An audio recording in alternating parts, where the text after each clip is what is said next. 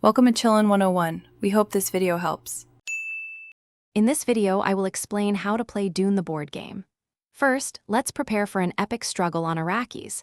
You'll select one of 6 powerful factions, each offering unique advantages. Next, set up the game board, placing the Storm Marker and Spice Blow deck. Distribute starting forces, leaders, and faction components to each player.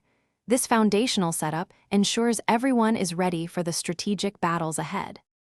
A game of Dune unfolds over several rounds, each with crucial phases. The storm phase begins, moving across Arrakis and destroying unprotected forces.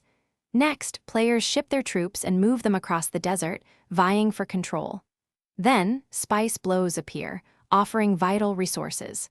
Finally, battles erupt as factions clash for dominance over key territories and strongholds. Combat in Dune is a tense affair, where players secretly commit forces and leaders.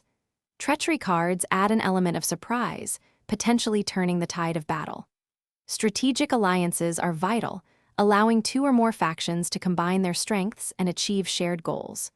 Remember, controlling 3 or 4 strongholds is often the path to victory, so choose your battles wisely. Victory on Arrakis can be achieved in several ways.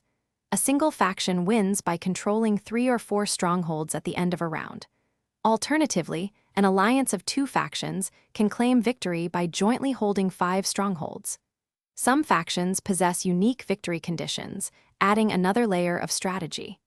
If no one wins by round 10, the faction with the most strongholds and spice wins.